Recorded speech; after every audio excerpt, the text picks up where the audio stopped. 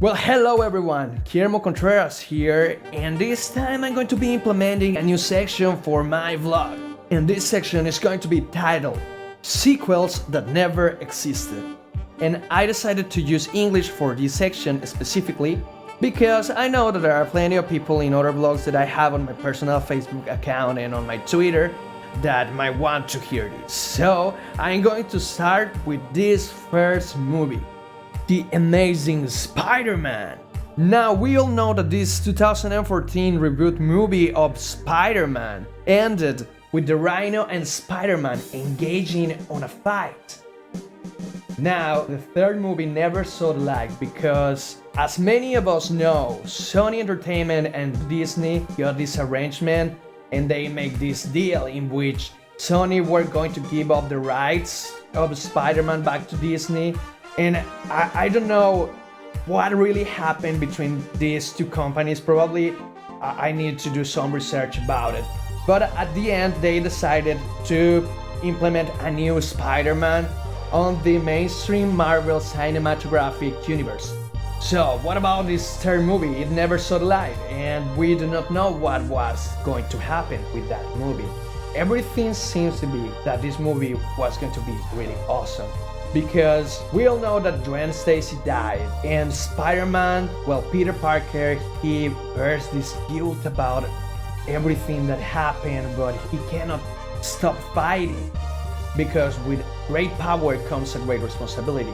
So we had the Rhino and Spider-Man engaging on a battle, and we also saw the 6 costumes of the Sinister Six that were going to be shown on this new Spider-Man movie, which it is kind of like a waste because I was really looking forward to watch all of these villains on this movie.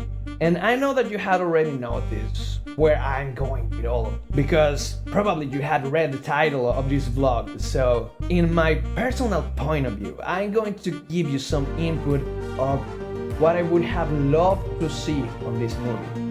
Now, if I was the main writer of this movie, this is what I would personally implement into the movie in order to make the plot really outstanding and amazing. So let's start with the basics. So what we already know is that Gwen Stacy died and Spider-Man is back. But what about the Sinister Six? Since we already know that Norman Osborn died on the second movie and also Electro was defeated.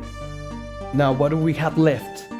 Obviously, we know that if they had done this movie, it was going to be meant to start with the Spider-Man fighting Rhino. And personally, I know that the outcome of this battle would be that Spider-Man was going to defeat the Rhino. Because, well, it is a Rhino, it is like the easiest villain to win of the Sinister Six. Now, if we are taking into account that the Rhino was one of the Sinister Six, we are not going to be focusing on the Ultimate Universe of Marvel Comics, and instead we are going to take some of the aspects of the regular mainstream universe in order to retrieve the 6 villains. We had already seen the Green Goblin, we had seen Rhino, and we had seen Electro. Now, there are other 3 left, and we know that the Vulture is going to be there because we saw his wings on the second movie, and we know that the Dr. Octopus is also going to be part of the Sinister Six since we saw his tentacles there.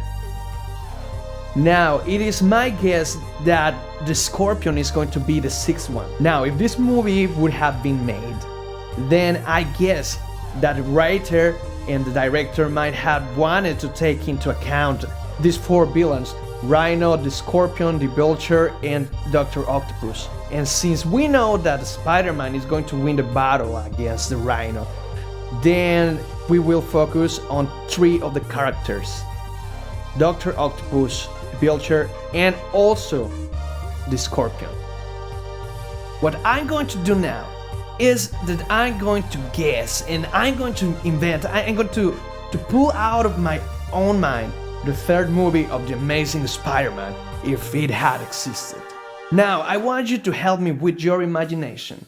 So, let's begin. Spider-Man is fighting against the Rhino, and we have this epic battle between Spider-Man, who is just getting back to business and the Rhino who is destroying everything.